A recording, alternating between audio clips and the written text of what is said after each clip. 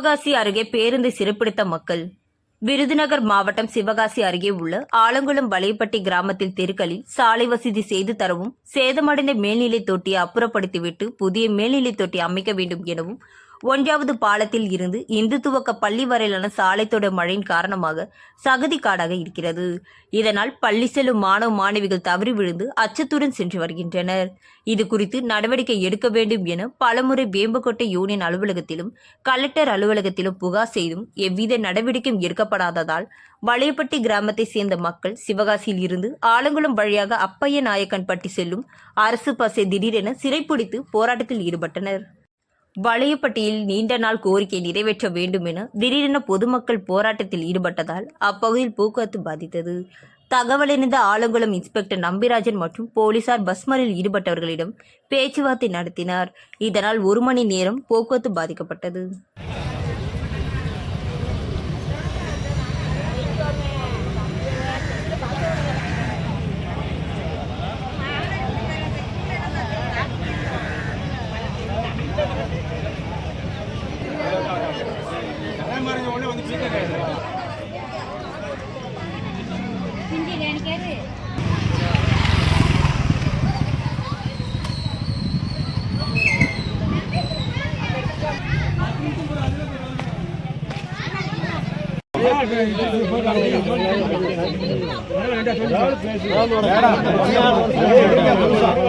பாருங்க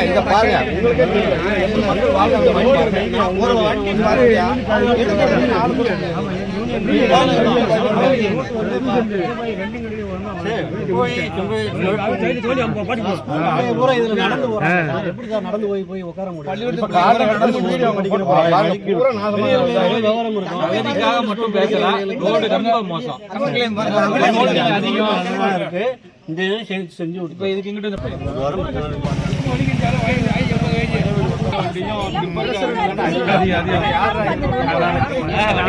நாங்க ஏற்கனவே கம்யூனிஸ்ட் ஒரு ஆர்ப்பாட்டம் பண்ணிருக்கோம்.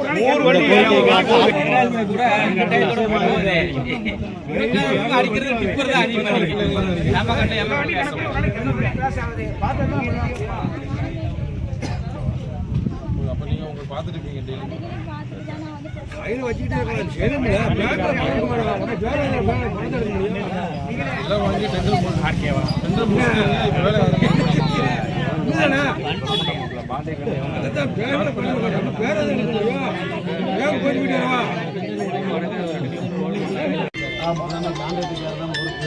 நாம கான்ட்ராக்ட் டெண்டரே கிடையாது, டெண்டரே வரல. இப்போ மேல இருந்து எஸ்சி டி லெவல்ல பேசுறது இந்த மாதிரி நம்ம போய் அதை பார்த்து சால்வ் பேசிக்கிறேன். கூப்பிடுறேன் ஐயா, கூப்பிடுறேன்.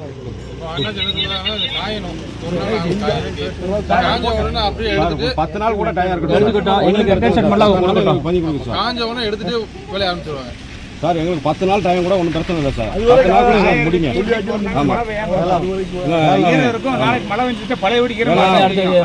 எப்படியும் மழை தண்ணி உங்களுக்கு தெரியும். அவர் சார் சொல்றதுக்கு ஒரு காரணம் சொல்லியிருக்கேன். ஃபுல்லா ஒரே ஸ்ட்ரக்சர் ரோடு தான், வாசம் தான்.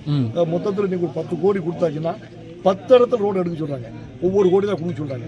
இந்த ஒரு கோடிங்கிறது ஒரு எது சீனியாரிட்டி 5 வருஷத்துக்கு முன்னாடி என்னப்போ அதை எடுத்துப்பாங்க. அடுத்த பீரியட்ல அந்த 5 வருஷம் வரைக்கும் பணம் கொடுக்க மாட்டாங்க. அடுத்தது அந்த